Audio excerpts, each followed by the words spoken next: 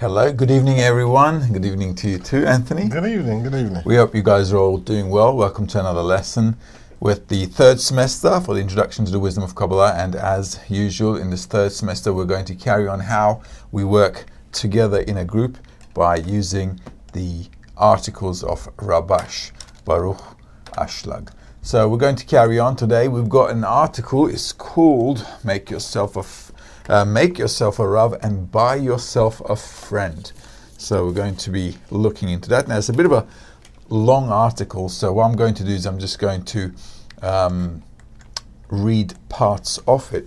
However, you can find this article on our website. You can download it. It's absolutely free, and you can read the whole article. And you can use the article to kind of get more into it. And you'll find more inner discernments, and it's a bit more deep. So it's a bit long, but we're going to shorten it down. What I want to do is pass on the essence of the article. Should you have any questions, inquiries, please send them to us via email, or you can ask them. I think on YouTube we've got the option. Yes, can people ask questions on YouTube? Definitely. Kurt, yes, you certainly can, and therefore you're welcome to do so if you're watching live. Now then, any questions from previous lessons, Anthony? Yes, we do have a couple. So we'll start at the top here. First question. Hello, and thanks so much again for all of the information and content that you're providing. The Wisdom of Kabbalah. I've been following you on YouTube, so I really appreciate you posting them. I have a couple questions. Is there a source where I can find a study group affiliated with B'nai Baruch in my area? I live in the United States in Philadelphia suburbs. Well, that's you certainly should have. In the United States, we've got a lot of friends. In fact, I was in Philadelphia several years ago, and there was a group there. Even if there isn't one, a close one around you, we can definitely help you get in touch with the North American group, because the group is so kind of large and it's very diverse, because the geography is so big. At least if you don't have anyone close to you, you're really able to connect with people at a virtual level. You can integrate with them into studies and pretty much everything, really. So living in North America and Philadelphia I think is already great bonus. We've got a really good bunch of friends there on the East Coast. So you'll be able to really get in touch with them. So send us your details, send us your email information. You can also get in touch with Cabu. Is it cabu.com? Was it? I believe so. Yeah, can you just check that out? So I'll also give you a website where you can actually get in touch with those friends. And you can get in touch also from the English website, Kabbalah.info. Let's just make this really clear. So if you're interested in finding a group close to you to study, you can go to Kabbalah.info, select the English language, and contact us. Okay, contact us. And also with the North American tier too. And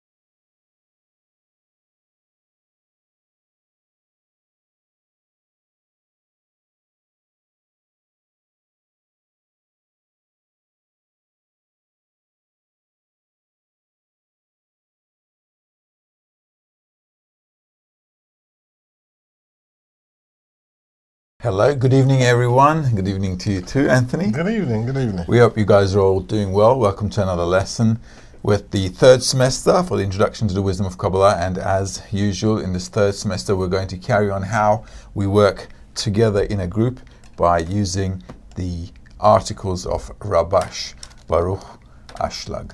So we're going to carry on today. We've got an article. It's called Make Yourself a Rav and Buy Yourself a Friend. So we're going to be looking into that. Now it's a bit of a long article, so what I'm going to do is I'm just going to read parts of it. However, you can find this article on our website. You can download it. It's absolutely free, and you can read the whole article. And you can use the article to kind of get more into it. And you'll find more inner discernments, and it's a bit more deep. So it's a bit long, but we're going to shorten it down. What I want to do is pass on the essence of the article. Should you have any questions, inquiries, please send them to us via email, or you can ask them, I think, on YouTube. We've got the option. Yes? Can people ask questions on YouTube? Definitely. Kurt? Yes, you certainly can. And therefore, you're welcome to do so if you're watching live. Now then, any questions from previous lessons, Anthony? Yes, we do have a couple. So we'll start at the top here. First question. Hello and thanks so much again for all of the information and content that you're providing. The Wisdom of Kabbalah. I've been following you on YouTube, so I really appreciate you posting them. I have a couple questions. Is there a source where I can find a study group affiliated with B'nai Baruch in my area? I live in the United States in Philadelphia suburbs. Well, that's you certainly should have. In the United States, we've got a lot of friends. In fact, I was in Philadelphia several years ago, and there was a group there. Even if there isn't one, a close one around you, we can definitely help you get in touch with the North American group, because the group is so kind of large and it's very diverse, because the geography is so big. At least if you don't have anyone close to you, you're really able to connect with people at a virtual level. You can integrate with them into studies and pretty much everything, really. So living in North America in Philadelphia is, I think, is already great bonus. We've got a really good bunch of friends there on the East Coast. So you'll be able to really get in touch with them. So send us your details, send us your email information. You can also get in touch with CabU. Is it CabU.com? Was it? I believe so. Yeah, can you just check that out? So I'll also give you a website where you can actually get in touch with those friends. And you can get in touch also from the English website, Kabbalah.info. Let's just make this really clear. So if you're interested in finding a group close to you to study, you can go to Kabbalah.info, select the English language, and contact us. Okay, contact us. And also, you can go to the website. Let's see, it's called... It's copy, it's being slow. Okay, if you go into, is it CabU? Just check out CabU.com or info. Okay. It's called, on the internet, it's CabU. Okay, because we usually go through to our website, you can get in touch from this website as well. Okay, from Kabbalah.info. Click on the CabU, and it'll take you also to an information site where you can leave your email and so forth, and you can kind of log in, and you've got contact details there and courses there. You can just get in touch with people. So they'll be more than happy to help you out. The reason I'm kind of directing you towards them is because they're actually responsible for America. We've got a really nice bunch of friends. Actually, I was in New York just last month, and it was like really very, very nice guys there in the US. So get in touch, and you can do that through the website. Okay. Now then, what are the questions? All right, so next question up is, also, I can see the importance of studying with a group of like-minded people with the same goals and aspirations to advance in the wisdom of Kabbalah. However, what about outside the group and outside of the study sessions? For instance, in general life, where basically everyone is going about and acting according to the rules and understanding of corporeality or the corporal world. Is a person who is trying to advance in spirituality to conduct himself according to corporeality while going out in everyday life? Or should he also try to apply the principles of the spiritual world, love of God, ego annulment, to life in and with others who have no concept of Kabbalah or spirituality, where there is no mutuality as there would be in a study group? Okay, hold it right there before you carry on. That's a really, really good question, and a lot of people get confused in this. Right, when we study the wisdom of Kabbalah, you have to kind of divide yourself into two. Okay, so what's the name of the friend who's asking? Did not leave a name. Carl. Carl, okay, Carl. This is Carl. Okay, very good. We've got a friend called Carl also in Florida. He's been studying really a long time with us. Mm-hmm. Okay, Carl, so this is how you go about it. On the one side of life, we have corporeality. Okay, there's nothing we can do about it. We need corporeality in order to survive, don't we? We have to go to work, we have rent, food, clothing, family. So life's necessities force us to be in corporeality, and that's fine. This is really cool, no problem at all. And on the other hand, though, we also want to develop our spirituality. So just like we have corporeality with life's necessities and a corporeal environment like family, work, colleagues, etc. Okay, family. If your family is studying as well, great. If not, that's also fine, not a problem. Family, I don't know, work, that kind of stuff. And on the other hand, we have spirituality. So there we go. Now, what you should not do is you should not mix one with the other. Okay, simply because spirituality is practice, because it's a practice, and Kabbalah really is a hands-on kind of application. So once you start working with the friends, it's very, hands-on. It's very doing. So the applications of Kabbalah should stay here. Okay? It should be in the group. Should be in the group. Because, I'll tell you why. Because what others are trying to do, also in the group, is to apply the same methodology. Now, when you're going and applying it to corporeality, the people who are in corporeality, they don't really understand why you would treat them in a certain way compared to your friends that you treat differently in a Kabbalah group, because the way we treat them are a bit different. Now, on the corporeal level, we're good people, okay? Like, a regular law-abiding, nice kind of guy, okay? Is it right, Anthony? Yeah, Okay. definitely. Okay, so we're trying to be a nice person also. So we're not, treating anybody badly or roughly or whatever, but we're not engaging in spiritual work with them because they're not reciprocal to this work. So spirituality can only be done actually with people who have dots in the heart, because spirituality is actually felt in the sensation between the dots in the heart. Now, this is very important because you don't want to mix spirituality with bodily affairs. Because the minute you start to do that, what happens is things get all corporeal. So spiritual concepts need to be applied in a spiritual environment where people understand why we're doing a certain kind of thing, why we're relating to each other in a certain kind of way. So that's very important. This is why it's a mutual work between people. On the corporeal side of things, with, if your family is not studying the wisdom of Kabbalah, if your friends on the outside, they're not involved in Kabbalah, you treat them like you normally would. However you normally do treat people. So it's really important to keep them separate, because you'll also get confused.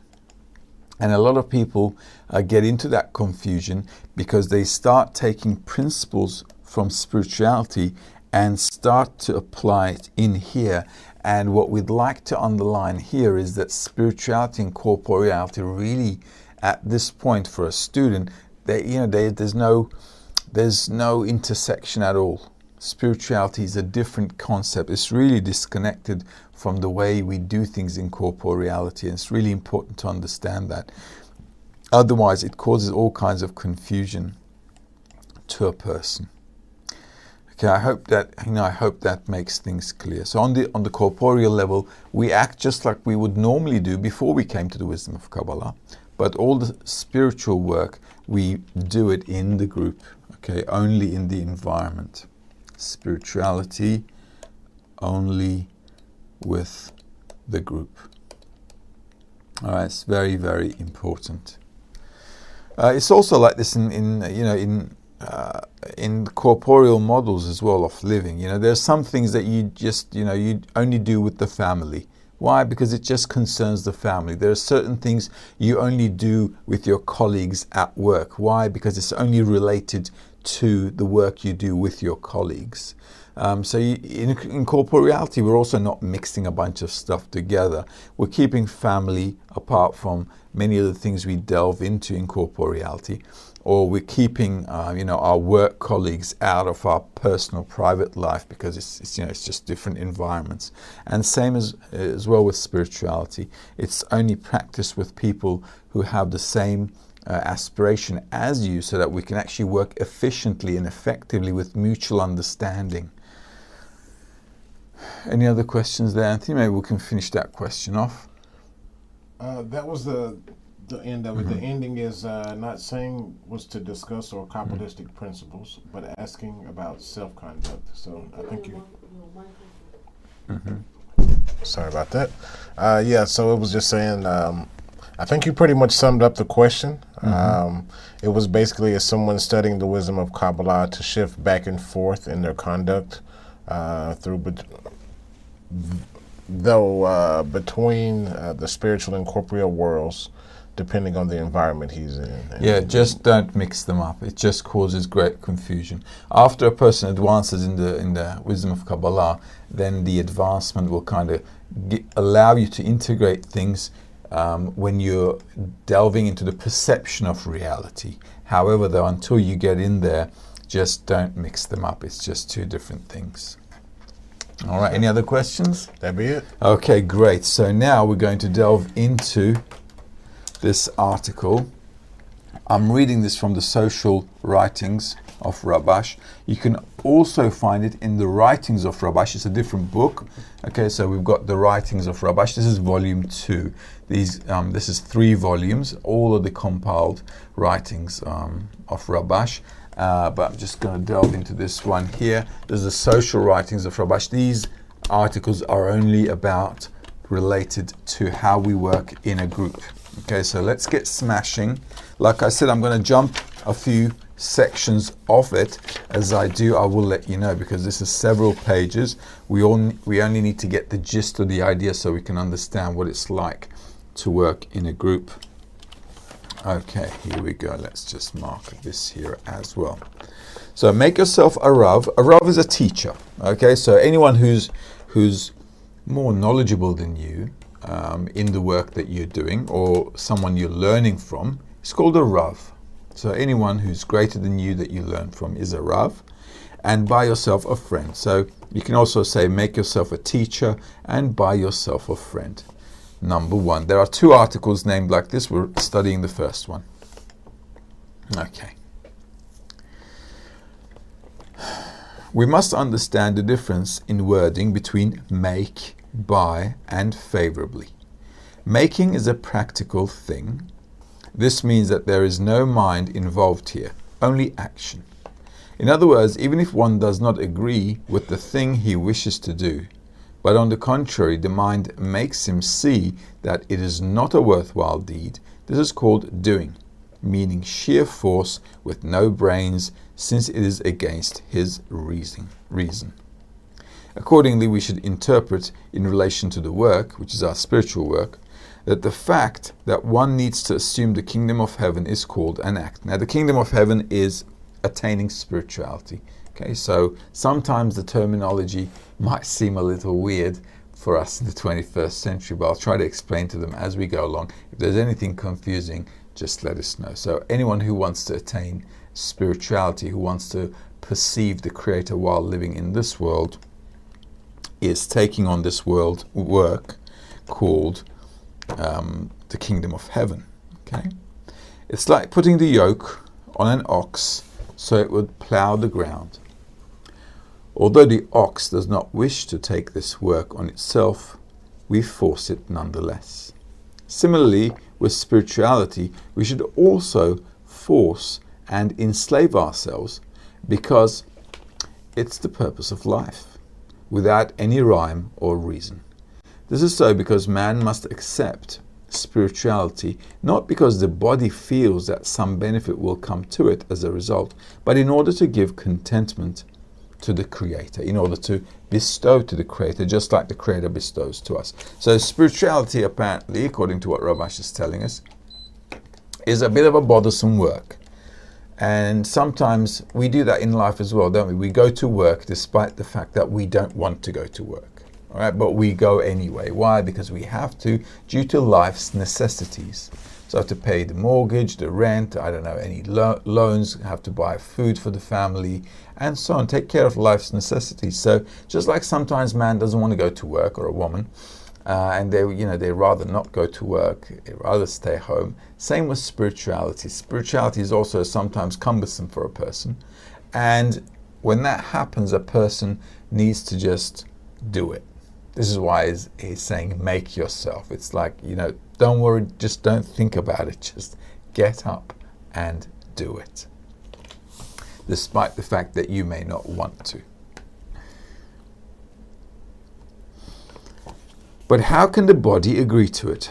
This is the reason why the work must be done above reason. It's called make yourself a Rav, since there should be spirituality, because the Creator is great and ruling. Okay, so we have to go above reason. Above reason means currently I don't want to do something. However, though, I'm taking the advice of my teacher, of my Kabbalist, so I'm making himself for me a teacher by taking his advice, despite the fact that I don't agree with it. But he's telling me, if you want to advance in spirituality, you got to do it this way. And even if I don't agree, I take on that advice. So I make him for myself a teacher now, right? Because I took his advice and I went above reason. Because my mind doesn't understand, but I want to understand my teacher's reason, I'm going above reason to attain his reason while undertaking his recommendation. Okay.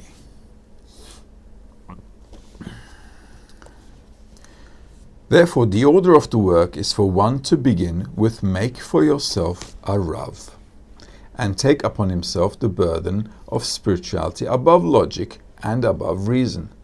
This is called doing, meaning action only, despite the body's disapproval.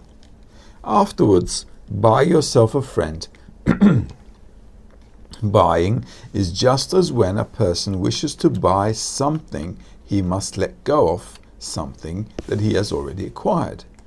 He gives what he's had for some time and in return purchases a new object. So in order for me to buy a friend, what I have to do is make a payment. This is not cash payment or money payment, but like we have friends in real life. So in order for us to be friends, what we do is we both, make concessions. Okay, so this is what he's saying. So you have to kind of, give in a little bit. You have to give a little, take a little. Before a person makes for himself a Rav, meaning spirituality, how can he buy himself a friend, meaning a connection with the teacher? After all, he has no Rav yet. Only after he has made for himself a Rav is there a point in demanding that the body to make concessions to buy the bonding that he wishes to give contentment to the Creator. Moreover, we should understand that he has the strength to observe, buy yourself a friend, to the same extent as the greatness of the Rav. This is so because he is willing to make concessions so as to bond with the Rav to the very same extent that he feels the importance of the Rav, since then he understands that obtaining dvekut or adhesion with the Creator is worth any effort. So here, a person has to come to a bit of an understanding. Now, the article was written in the 80s, okay? So it's a bit of a, if you think about it, it's pretty much 2 generations. So let's think about it. In order for me to first make a friend, I have to first get myself a Rav, a teacher. So I have to apply his teaching so that I can actually acquire what he's trying to give me. So I've made myself a Rav, a teacher. I've acquired from him. And from that acquisition, because I've made payments, I've come to a connection with them. And that connection is called a friend. Although in corporeal reality, friends appear to be corporeal beings, we have to start looking at things, because it's our 3rd semester, we have to start looking at things kind of like an inner discernment. And this inner discernment should now start to take some kind of a form, some kind of a definition inside my feelings and sensations. It turns out that if one sees that he cannot overcome the body, which is his desire to receive. Body means the desire to receive, so we're not talking about our flesh and bone. Because he thinks that he's not strong enough, and he was born with a weak nature. It is not so. The reason is that he's not feeling the greatness of the teacher. In other words, he still does not have the importance of spirituality, so he has no strength to overcome for something that is not very important. But for an important thing, anyone can concede important things that he loves and receives what he needs. For example, he's going to give us a really nice example now. Okay, so for example, if a person is very tired and goes to sleep around 11 p.m., if he is awakened at 3 a.m., of course he will say that he has no energy to get up to study because he's very tired. And if he feels a little weak or has a slight temperature, the body will certainly have no power to rise at the time he is accustomed to rising. But if a person is very tired, feeling sick, and goes to sleep at midnight, but is awakened at 1 a.m. and is told, there's a fire in the yard, it's about to come into your room, quick, get up, and you'll save your life in return for the effort you're making, he will not make any excuses about being tired, mindless, or sick. Rather, even if he's very sick, he will make every effort to save his life. Evidently, because he will obtain an important thing, the body has the energy to do what it can do to get what he wants. Therefore, while working on make for yourself a Rav, a person believes that it is, for they are our lives and the length of our days. So in other words, attaining a Rav, while working on attaining the Rav, a person has to increase the importance of spirituality. Because we don't sometimes see the benefit as a tangible thing, sometimes our body falls weak. Because if I saw immediately what I would get by attaining spirituality, I'd run after it quite egoistically, just like people run after many desires in life, like money, power, knowledge. They run after all kinds of things. Why? Because in life we can fatten with our mind that, this is what I'll do with this, all the money I get. But in spirituality, it's a bit of a different ball game, because we're not really sure what it means to discover the Creator. So there's nothing tangible for us to put our finger on and say, wow, this is what I'm going to get. And because a person can't really see any benefit, it's all some kind of a description, then he feels weak on the path.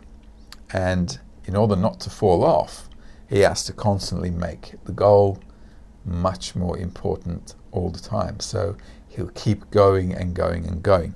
And another important thing he mentioned here, one mustn't think that one is weak. One mustn't believe that he's incapable of achieving spirituality, because every person in the world, whoever wants to, can achieve spirituality. No doubt about it.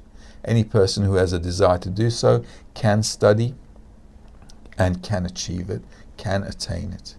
Because when it comes to spirituality, humanity is really equal. Although in life we don't see equality much. Right? Some people are smart, some people are not so smart, some people are really hardworking, and the others are not so hardworking, they're not so sharp and so on. But that doesn't matter in spirituality. You see, what matters in spirituality is the work in the heart. And when it comes to matters pertaining to the heart in life, everyone's equal. So this is once again where corporeality and spirituality differs very much. Any person who has a desire can attain this. I'm going to move forward a little bit to the next page, and let's see what he's talking about there. If a person does not feel that life has meaning, many people choose to die. This is so because no person can experience suffering in this life, because it is against the purpose of creation, since the purpose of creation was to do good to its creations, meaning that they would enjoy life. Hence, when one sees that he cannot be happy now, or at least later, he commits suicide because he does not have the goal of life. It follows that all we lack is, make yourself a Rav, to sense the greatness of the Creator. Then everyone will be able to achieve the goal, which is to adhere to Him. And we should also interpret the words of Kabbalist Yeshua ben Perachia, who says 3 things. Make for yourself a teacher, buy yourself a friend, and judge every person favorably in regards to love of friends. It would make sense to think that friendship relates to 2 persons of the same level in skills and qualities, since then they find it easy to communicate and they unite as one. And then they helped everyone his friend, like 2 people who make a partnership and each invests equal energy, resources and work, then the profits too are divided equally among them. So as you can see, this is why, once again, to Carl's question, it also relates to it in the article here. This is why where people now come for a mutual work together. So these friends who understand what they're doing together, they understand what they want to achieve together. They understand what the purpose of their life and the goal is. So because of that understanding, this is why they must work together. They need to help each other to advance. And this is why spirituality, we don't mix it with our corporeal friends or corporeal colleagues, and the corporeal life that we go through in life. This is very, very important to understand, because spirituality, we're applying certain principles where there's mutual understanding between all participants.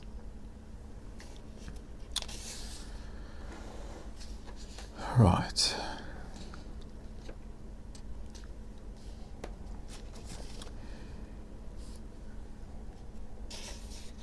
Okay, so in friendship, so in the group, this means that each must pay with concessions to the other, like a father concedes his rest, works for his son, spends money for his son, and all is because of the love. So in order to build that friendship, this connection between us, we have to make concessions to each other. If one of us is always taking, that's really not going to be friendship. And also if somebody's always giving, they're going to say, you know what, there's a limit to what I can do. So the whole atmosphere in the group should be mutual concession, that everybody's really doing their best to help each other, and they're conceding from their, they're conceding from their personal satisfaction in order to contribute to the group satisfaction. This is why spirituality is actually a quite fun endeavor. It's quite it's quite actually pleasing to a person, because also in life, when you see your happiest moments are when you're with people you love. Okay, so you have people you love and you spend time with them, and those memories are always memorable. They're more actually memorable than the time when you bought your car, or I don't know, some new clothes and so forth. The times that we go through in life, which we experience as an emotional impact between others, as a connecting as a connection, let's say, between people, are more memorable to us. They cause us more happiness. And this is also true in our biological network as well.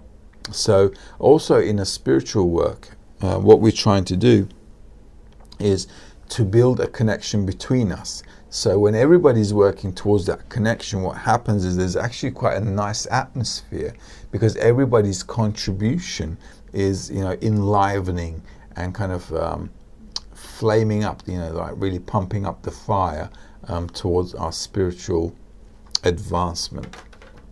Just like the same principles in corporeality. So making yourself a Rav and buying yourself a friend need to exist. So each should regard the other as a friend, and then there's room for buying. This means that each must pay with concessions to the other, like a father concedes his rest, works for his son, spends money for his son, and all is because of the love. So once we become friends, by conceding, we become friends with each other. That's already great, because then we're happy to do good things to others because we care about them. Just like we're happy to give up on our rest because we want to play with the kids.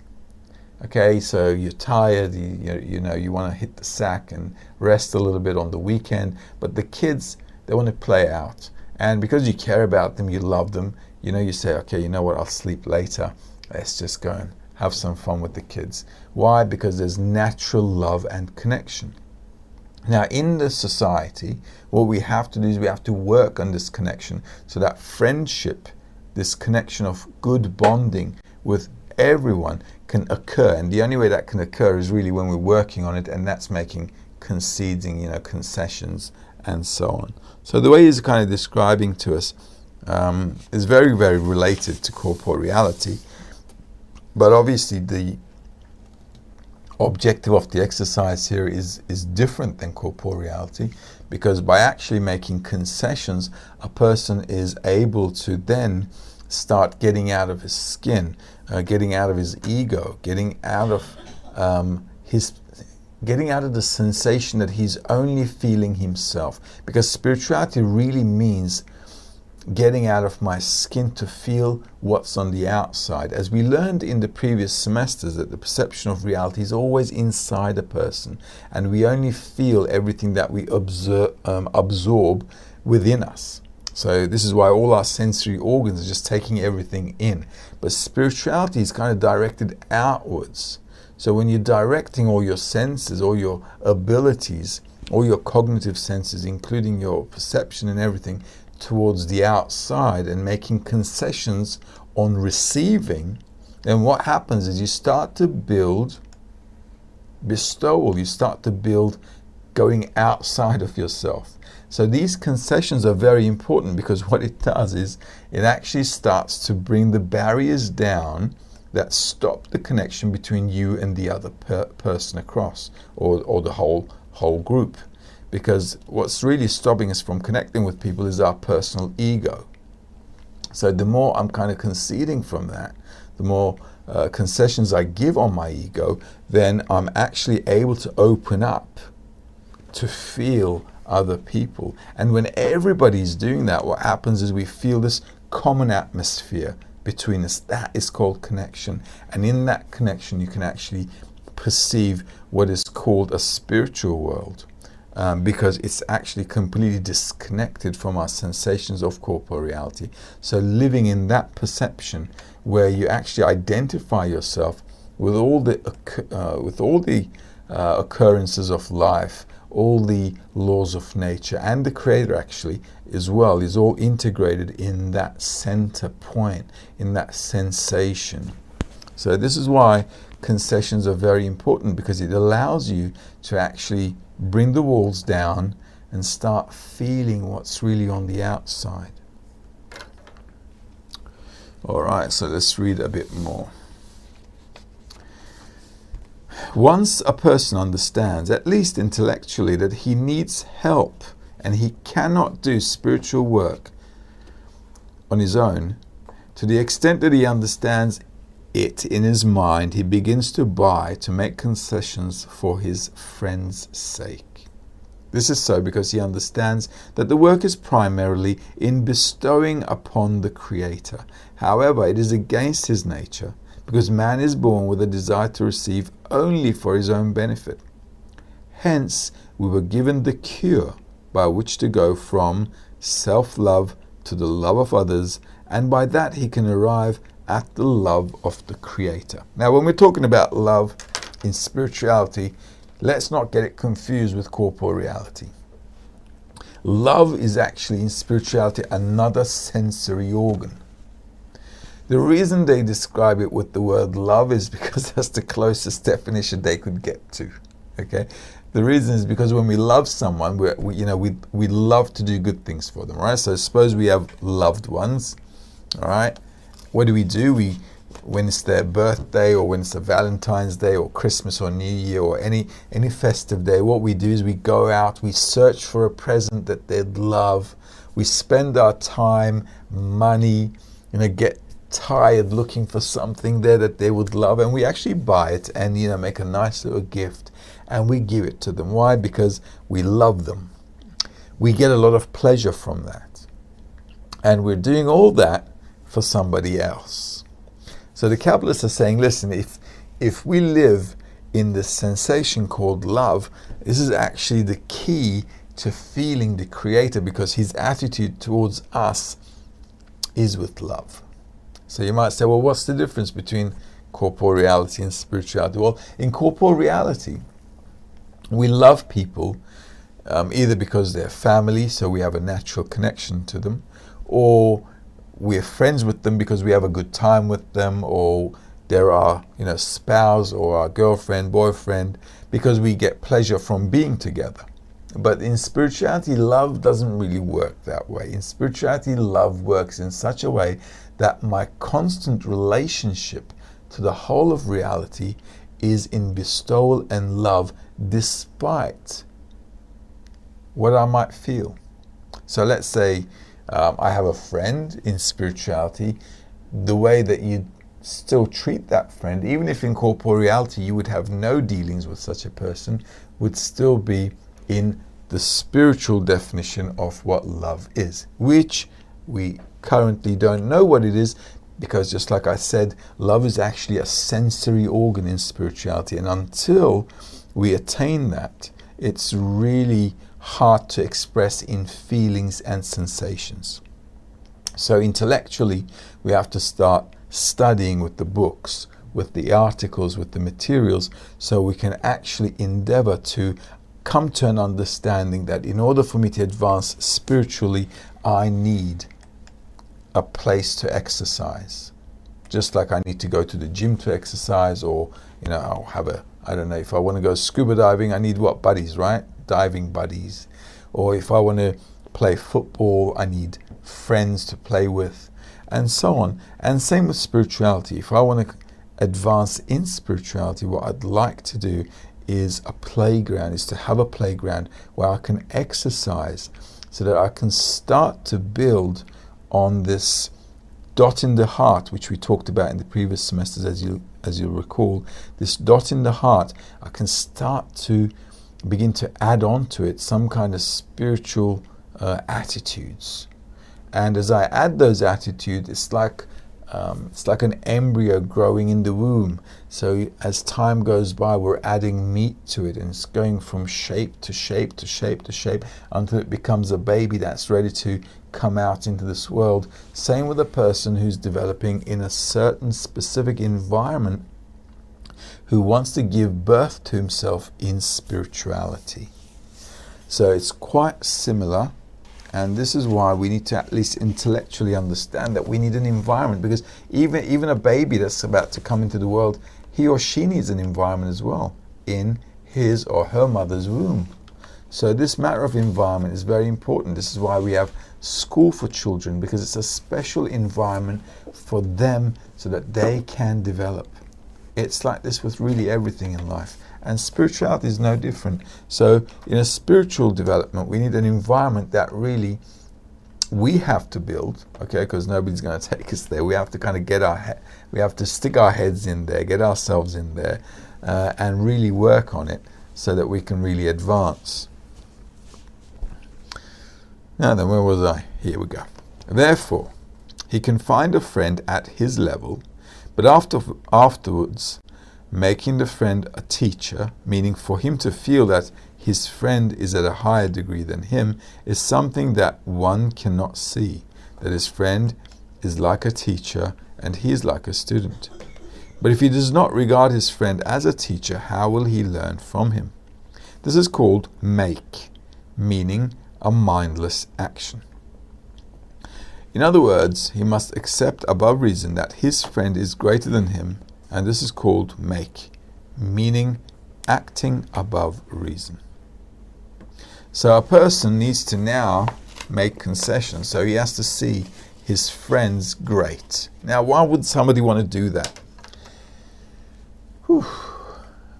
Seeing somebody great means actually seeing them as important.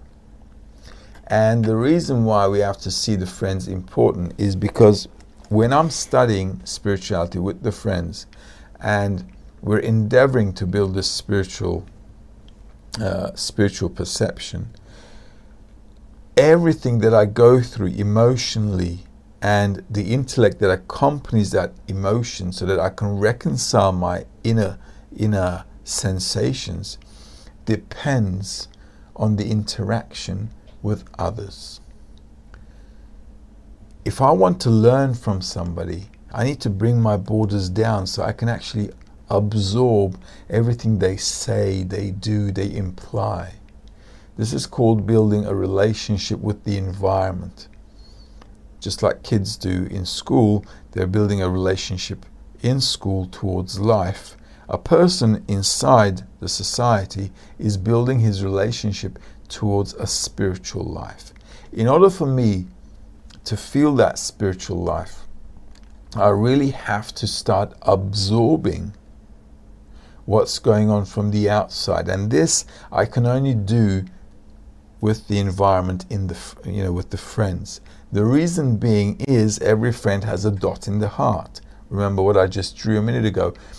Spirituality is not felt in our bodily senses. It can never be felt in our bodily senses. Our soul is not even in our body. It's not even connected to our body.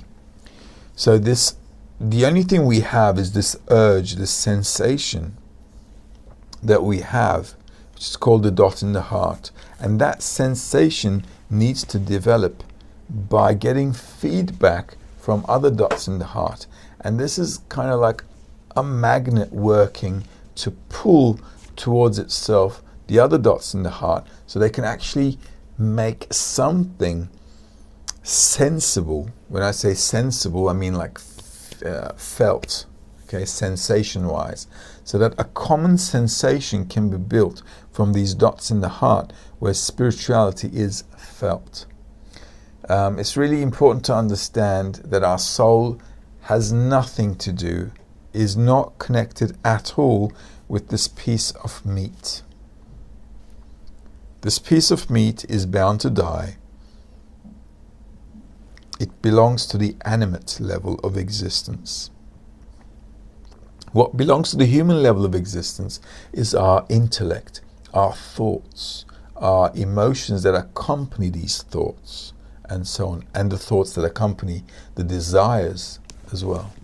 So what is human inside of us is actually our internality. And in order to develop this internality, this spirituality, we need to decipher things that belong specifically to spirituality. And this is why the dot in the heart must be in a person as a sensation, where a person starts to question his life. What's the meaning of life? Why am I living? What do I need this life for? What's the purpose of everything? So through that, he's actually beginning his quest, his search. So this is why it's very, very important for us to understand that spirituality and corporeality are really not connected, but spirituality is something above all this corporeality, and that's where we have to aim towards. So what I have to do, obviously, according to what we just read, therefore, in order to learn from the friends, I have to make them important in my eyes, because if they're important for me, I'll want to take all these events, all these activities that are happening between us as some kind of feedback that I want to relate to, which is happening in my internality, which is happening and contributing towards my spirituality. And in order for me to come to that understanding, I have to make sure they're important so I don't miss out on anything. And this is why the friends are very important. And now by connecting with them, I'm making them a teacher for myself, because I'm getting feedback on our spiritual work, which is elevating also me spiritually. All right. So how can one see oneself as the smallest of the students? Here only above reason is pertinent. This is called make for yourself a Rav, meaning that each of them is considered a Rav compared to him, and he is regarded as merely a student. So this is very important. Although in the group we always say we're all equal, so sometimes, seeing all my other friends as a teacher to me sounds a little confusing or sounds contradictory. However, though, we want to relate to this concept, like I said a minute ago. I'm looking at the friends as tools for me to get feedback so I can learn more from what's happening between us. This is why I need to see them like a teacher, because they actually allow me to go through many feelings and sensations which I can now start to make discernments with, play around with, begin understanding them, start to reconcile a spiritual sensation with my mind so I can make an understanding out of it. Then I can see through this feedback where I'm lacking. I can see through this feedback where I need to add more, where I can direct myself more sharply. So in that aspect, well, then all of them become like a teacher to me. So they don't actually make themselves a teacher to me. I actually use the environment. I make use of the friends so that I can learn from them and really sharpen my way as I advance in spirituality. So it is up to the individual to turn his friends into a Rav or into a teacher.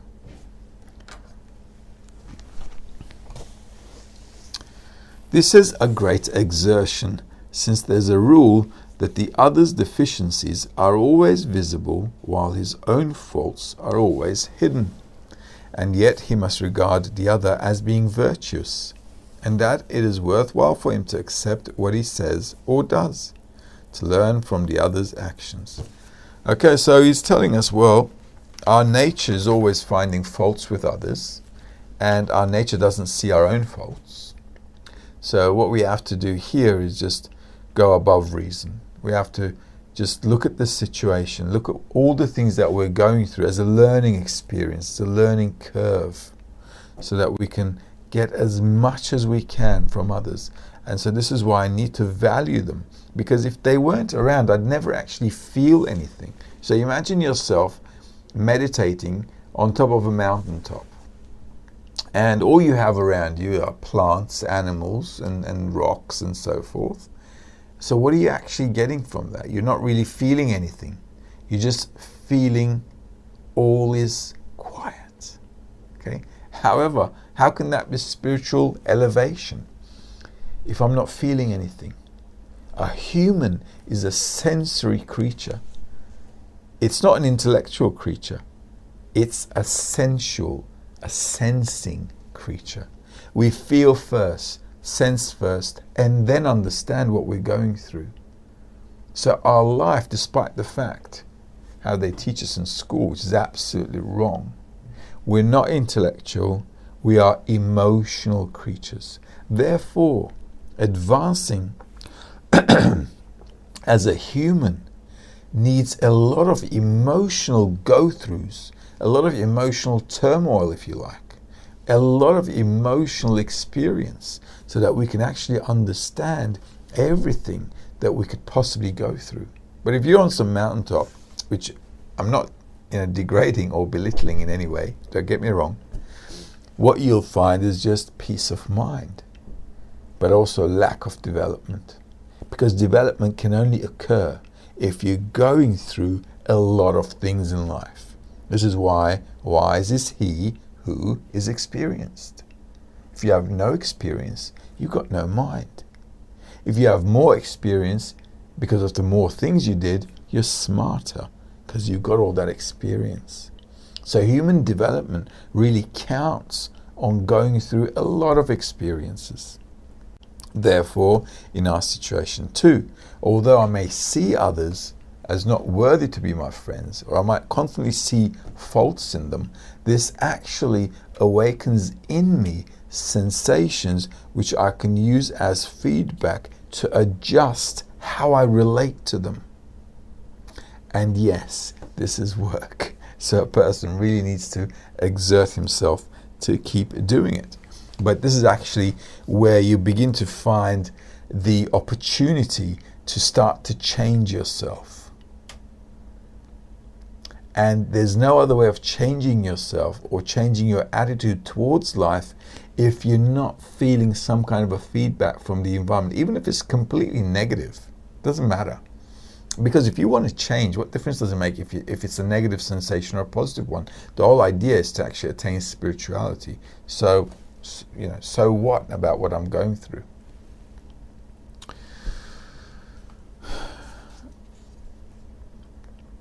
This is why it's called make for yourself a teacher or a Rav. It means that for the friend to be your teacher, you have to make it. In other words, it is not by reason, since the reason asserts otherwise, and sometimes even shows him the opposite, that he can be the Rav and the other his students. This is why it is called make, meaning doing, and not reasoning. So this really has to be done with actions, because the minute you start delving into it, you're always going to find faults in somebody else. So the fastest, surest way to go is to understand intellectually that in order for me to change, I need feedback on understanding what I am. As a desire to receive, this is what our nature is. I have to come to an understanding of what exactly I am, who I am. Our biggest problem in life, psychologically as well, this is why a lot of people are in depression, is one reason alone. They don't understand their own nature. We don't understand what human nature is. Psychology isn't going to help you, by the way, in this. No way. Psychology cannot understand a human being. No way. We're all different. Our faces are different. How we see life is different. How we feel life is different. Everything about us is different. The way we feel things. Okay, we feel hot and cold. Maybe that's a common sensation. But how we go through that sensation of hot and cold is different for everyone. You will not find one person same as the other. In reality, this is how different we are. So in order for me to really discover who I am, I need to go through a lot of things which must be related to a higher level of perception. Why? Because in our current human perception, we cannot understand ourselves. We can only understand ourselves if we go one step higher. This is why we can understand biology. We can understand how our body works. We can understand how the animate life works, how the plants work, how they live and exist, how physics, chemistry, the still level of science and nature works. We can understand all these things. Why? Because they're lower than us. The animate level, the plant, the vegetative level, and the still level, they're all lower than us. So if we investigate them, we can understand them, but we cannot understand ourselves. And this is a big dilemma. And thus henceforth, all the problems we have in human society. Why are people getting divorced? Why more and more increase in violence, murders, rapes, depression? We don't understand ourselves.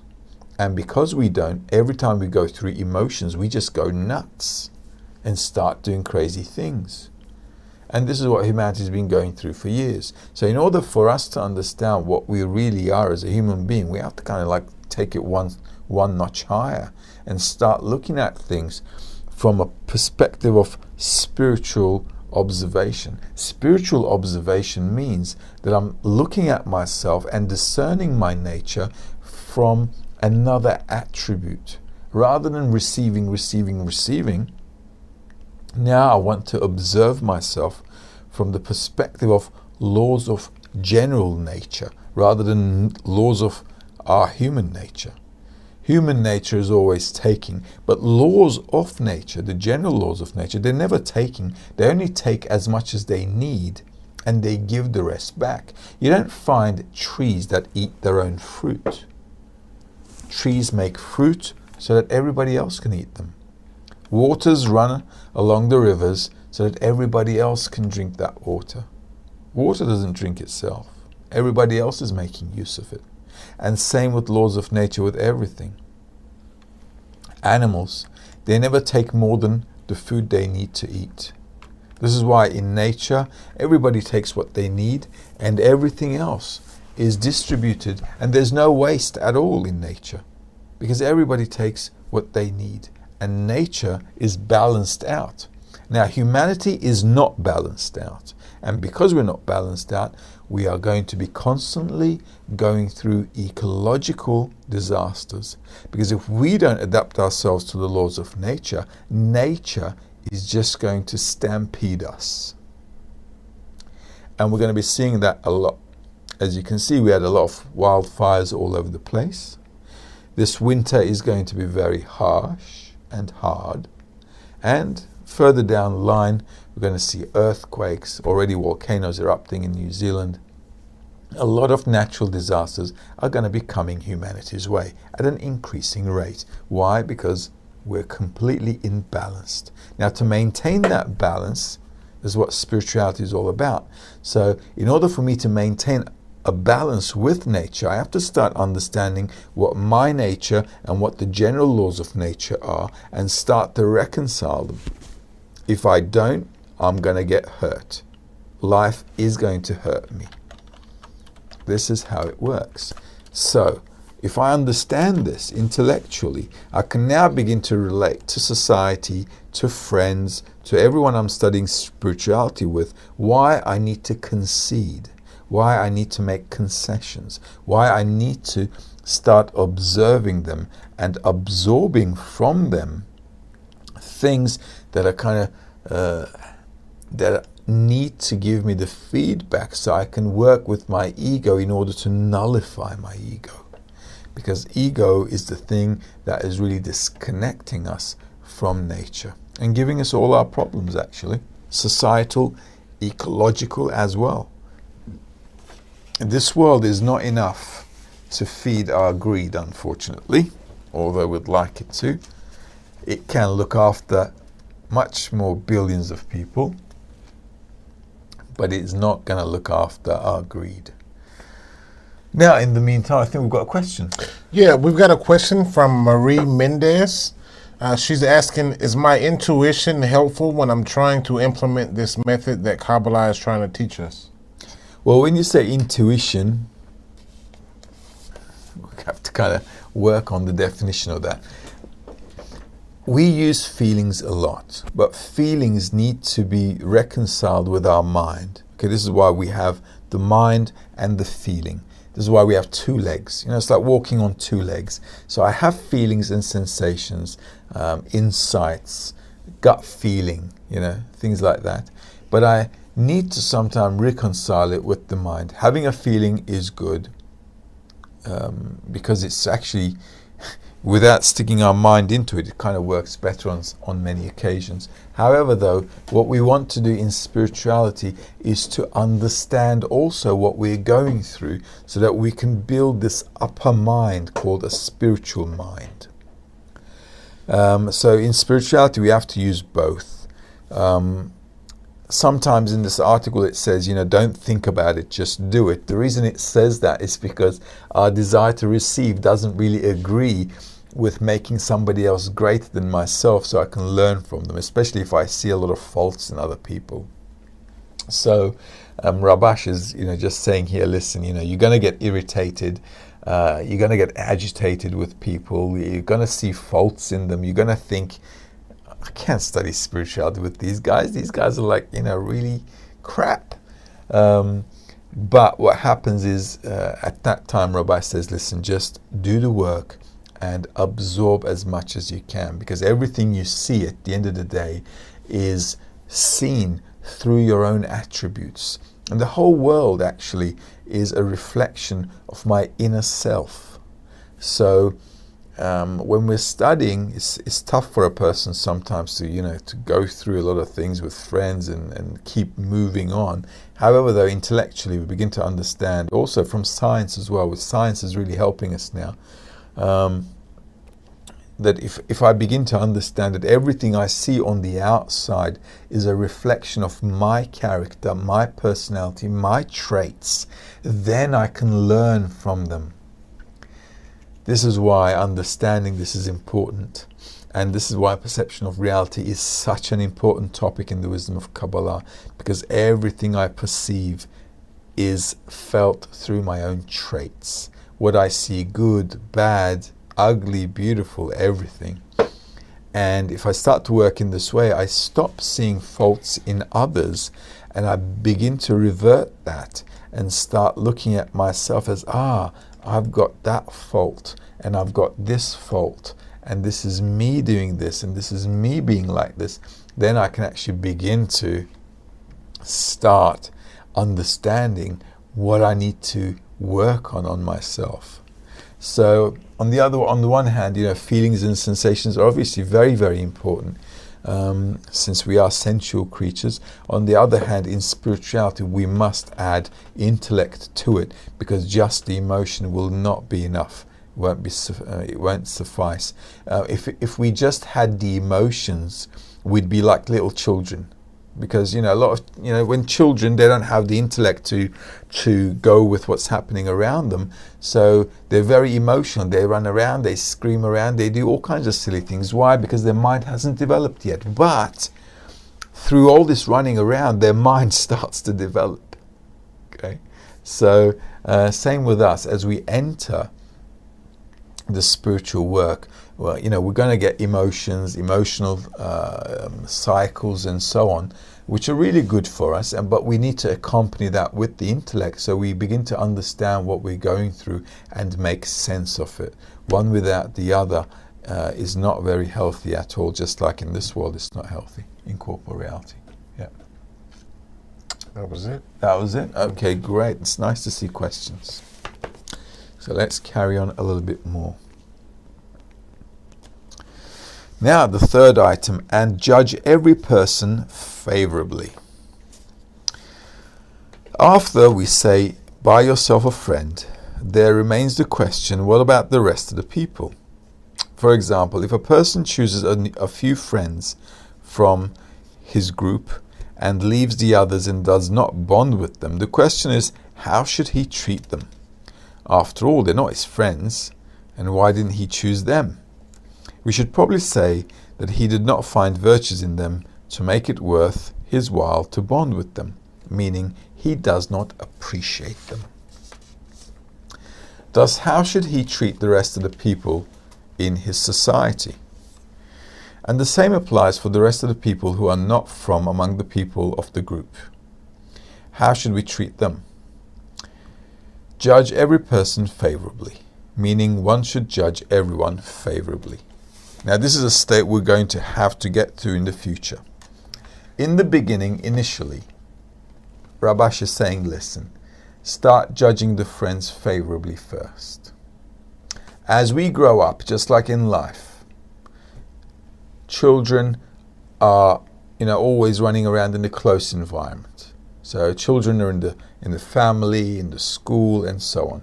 As they grow up, they open themselves to a wider world. But until they grow up, they're always with us. So they're always going through these discernments in the family. So same with our spiritual growth. When we're starting off, we start with a small society, a small group of people who have the same mentality, the same framework, the same mental approach to what we're doing, okay, using the same methodology. So we have something in common. So through that commonality, the spiritual work that we do together is obviously going to be among us. But as we grow up in spirituality, as we begin to discover layers and layers of more and more and more spiritual events, cause and consequences that work on the reality, on our reality, then what will happen is we'll begin to see everyone in a corrected state. And then I can begin to relate to the whole of reality slowly, slowly, as one reality. Just like children, when they're growing up, they start to relate to wider circles of reality. Same with us. So initially we start with the friends and we see them, we justify them, and as we grow up more, we'll begin to learn how to do that with the rest of the world. This means that the fact that he does not find qualities in them is not their fault. Rather, it is not in his power to be able to see the merits of the general public. For this reason, he sees according to the qualities of his own soul. This is true according to his attainment, but not according to the truth. In other words, there is such a thing as truth in itself, regardless of the one who attains.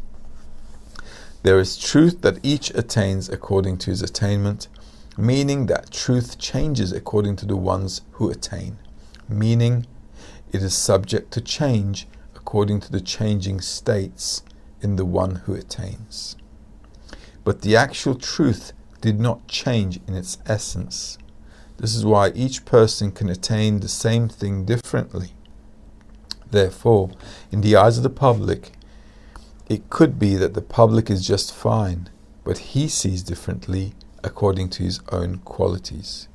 This is why he says, and judge every person favorably, meaning he should judge all the others besides his friends favorably, but they are all worthy in and of themselves, and he has no complaints whatsoever concerning their conduct. But for himself, he cannot learn anything from them because he has no equivalence with them. Alright, so like I said, let's just go over this last bit here. Once again, if I can check out here, if Shmuel, you can put me onto the drawing pad. Thank you. Now, just like I told Carl, it's really important to understand that when a person is studying spirituality, the wisdom of Kabbalah, this is corporeal reality. This is spirituality. So everything I'm doing in spirituality at first is all with the friends here, corporeal, in a society. Okay, so this is the group. We're all like-minded people, and we study together, and we try to connect with each other so that we can work on our spiritual sensation, this dot in the heart that we spoke about before. This is why it's very important to ensure that we have a nice environment so that we can develop from this environment. When we're all trying to connect to each other, we're all actually trying to connect these dots in the heart together. Okay, it's very important to understand once again. So as these dots in the heart begin to connect, then we can begin to get sensations of spirituality. With the outside world, because the whole world is working towards self-reception, I can't really do anything with these people because here we're going towards giving. Okay, so here everybody wants to give to the other. Okay, everybody's mutually wanting to give so they can get out of their skin, so they can get out of this desire to receive in order to feel something on the outside. But the rest of the world, okay, corporeal reality, everybody wants to fulfill their desires. So if I'm among people who constantly want to fulfill themselves, there's no way I can really survive among them. It'll just drain me out. But in a spiritual group, because it's all mutual, as I'm beginning to give, as I give, well, I'm also receiving from others.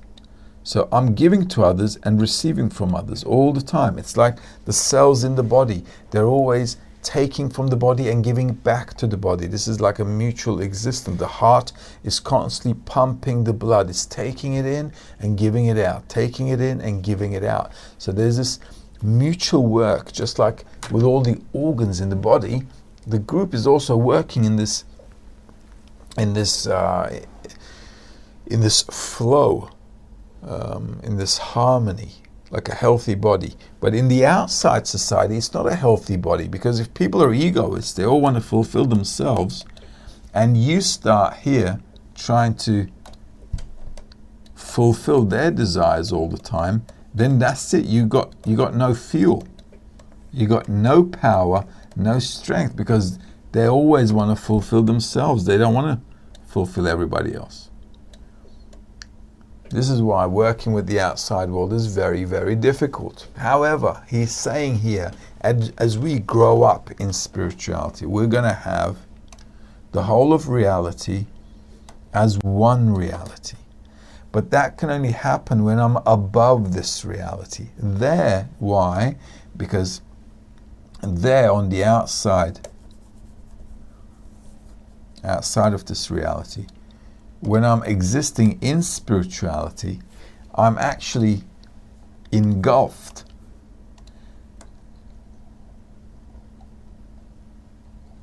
with spiritual powers. Spiritual powers means that I can exist in reality, where I can use reality in any way I want, as long as it's for bestowal, obviously, because spirituality is bestowal. And this is what it means to be in adhesion or in connection with the Creator, or with God or Allah. It doesn't matter how you name it.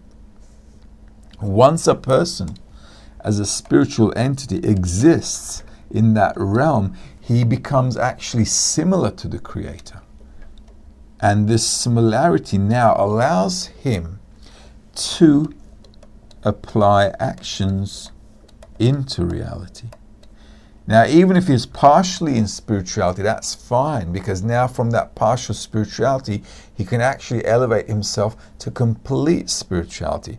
But he can now begin to do that once he's in spirituality. Then the whole of reality,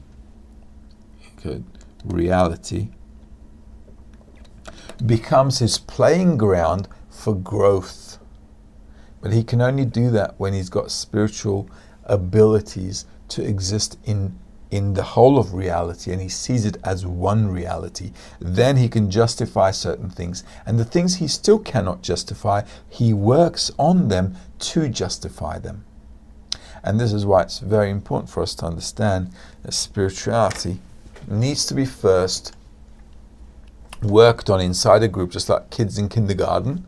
And as they grow up, they go to primary school, high school, college, and then they get into life. And that's exactly how our growth is as well. It's not by coincidence that our kids grow this way. It's also in spirituality, we also grow in the same manner. Well, I hope this lesson was a bit enlightening for you. If there are any questions, I'm happy to take them on. If you come up with questions later on, that's also okay. Please send us an email at africa@kabbalah.academy or asia@kabbalah.academy. You can always send them. These lessons are open to everyone, so anyone can ask a question. We'll be able to answer them in our next lesson as well. And if there aren't any questions at the moment, okay. It was nice to have some questions this lesson, actually. Kind of made it interesting for us as well. we hope you liked the lesson, and we hope to see you in our next lesson. All the best. Have a great day or an evening wherever you are.